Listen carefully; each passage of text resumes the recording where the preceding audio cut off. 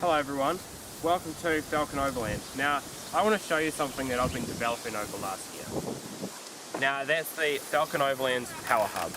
So, the purpose of this is to create simple electrical systems in your camper van, four-wheel drive, or boat, for example. Now, this is a very advanced system. But with the help of the Powerhub, it can make it very simple. So we've got heaps of accessories going on here, whether it be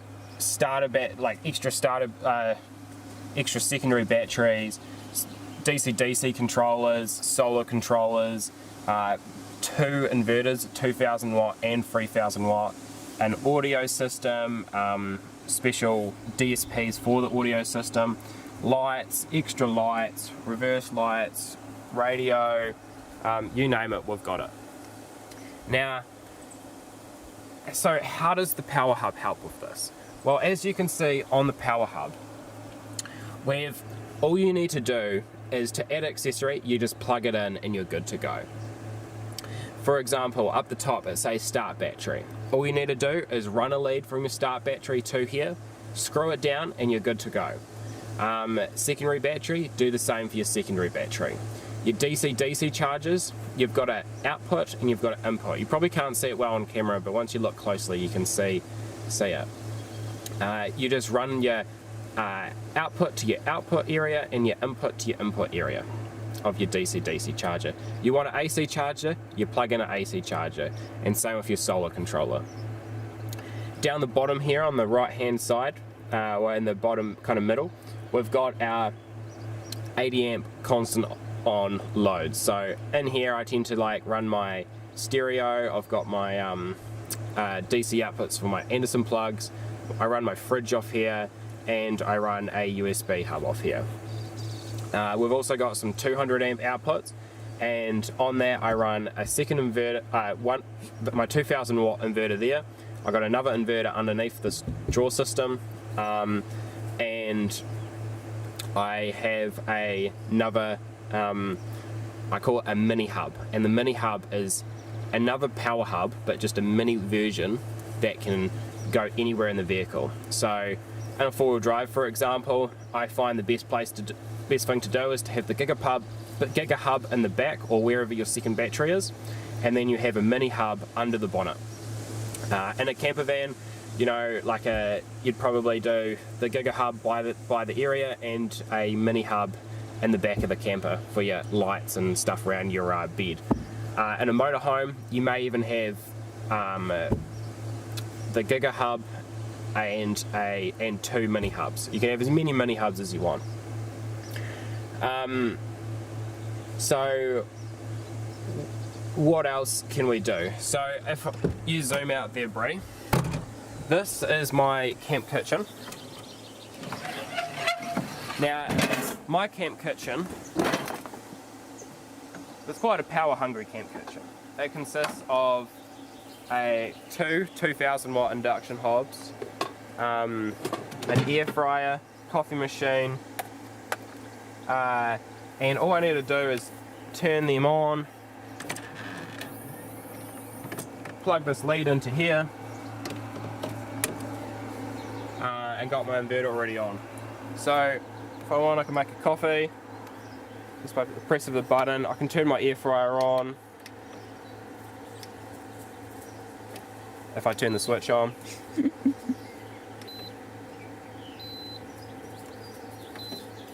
So there we go, we've got the air fryer going now, and flick of a switch I can turn a induction hob on as well. Throw a pan on there and get cooking. So if you zoom in over here, you can see we're pulling around 235 amps now. So heaps of power that this thing can handle. It's actually only rated to 200 amps, so you're only allowed to use 200 amps. I'm going to turn that off because I don't have anything in that pan and that induction cooks quick. Let's make my coffee while we keep talking. So I'll show you the mini hub. So if you come around to the bonnet, Bray,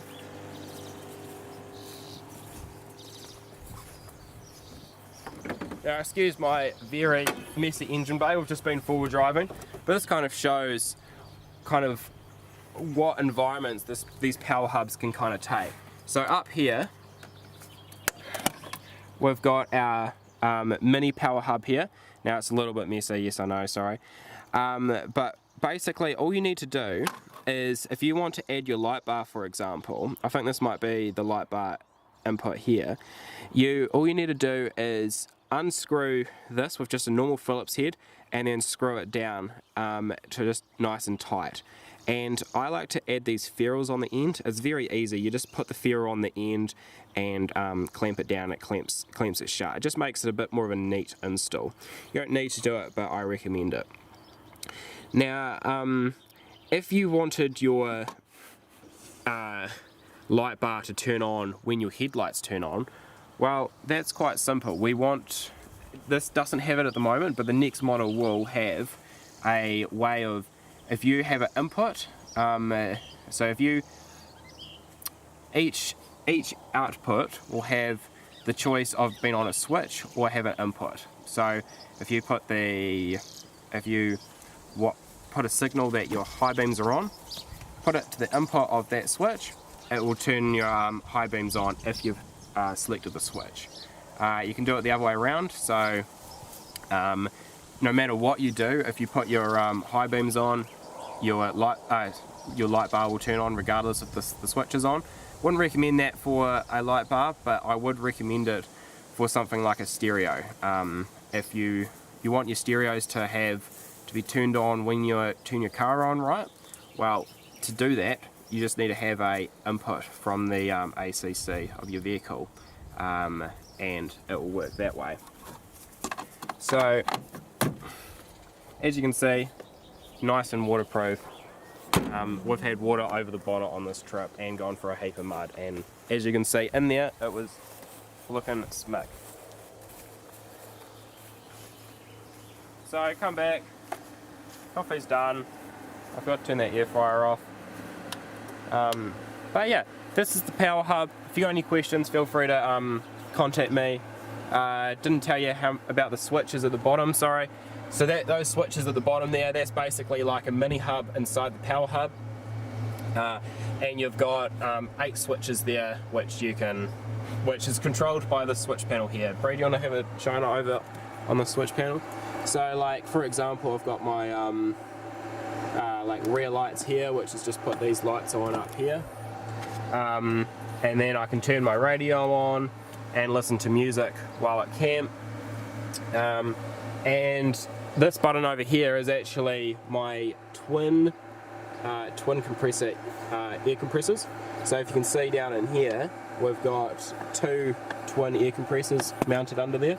So that's drawing 180 amps. So I'll press that, and careful your ears, guys. So yeah, that was drawing 180 amps, and that's on a relay switch. So the power hub, which I forgot to mention earlier, has a 200 amp switchable output, so you can do that for whatever you want. An inverter, for example, if your inverter doesn't already come with a remote switch, or air compressors, whatever you want really. 200 amps is a lot. You can also link your batteries together by a touch of a button in the cab. I'll show you that in a minute. As well as when you stop, your batteries will automatically, all your loads will automatically switch to your secondary battery. And as soon as you turn your car on, all your loads will automatically switch to running off the start battery.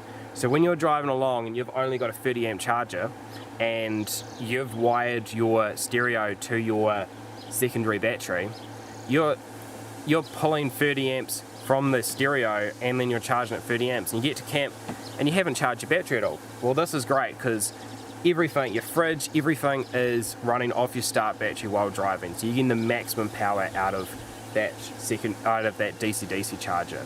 And I've found you can pretty much halve the size of your DC-DC charger by doing this.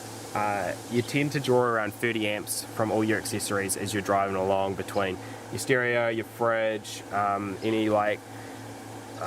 any extra lights that you've got on, or kind of just, or if you've got your inverter charging your drone batteries or camera batteries up, for example, whatever it is, it tends to draw around 30 amps.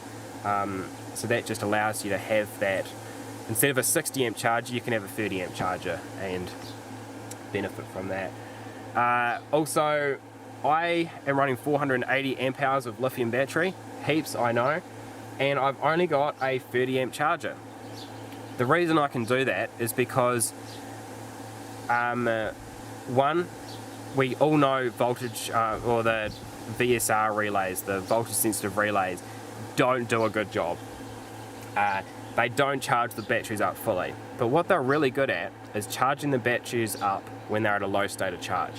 So with the Powerhub, I can manually link the batteries together just by a push of a button in the dash, and I can link my start batteries to my lithium batteries, and I can get a whole heap of current and charge my batteries up at the start. Now you got to be careful with that, because lithiums can draw too much and ruin your alternator, so you got to be driving while you're doing it. So that's why it's nice to have that selectable switch of when I need that extra current, because I've just cooked a pork roast, for example, the night before, and I need to charge my batteries up quick. As soon as I get on the highway, I click that battery link, charge it around 100 amps, and then, you know, once it gets up to 80%, I turn it off and just rely on my 30 amp charger to do that top balance. But there's heaps more features. Oh yeah, I was going to show you the what it looks like in the front seat. Thank you, Brad. So in the front seat, all my camera box, we have our another Powerhub switching panel. So in here we've got our aux battery connector. So that there links the two batteries together. So right now it's connected. So when I'm winching, for example, I always have that connected. If I've got a low start battery, I can connect that together. You know, you've got your light bar settings up here. That radio is for my UHF radio. Just side lights, etc, etc. Now you can't do it in this current model, but the next version up, we can, if you, for example, if you want your backup lights to be running off your Powerhub in the rear, you can do that, and then you just have this button here, so that you don't need to have the correct output for the correct button here. I'll probably have an app or some way of making that a bit more simple, but that's definitely in the works for the next model. But yeah, that's pretty much it. So yeah, feel free to follow me on Instagram, TikTok, or Facebook, and just keep up with the build.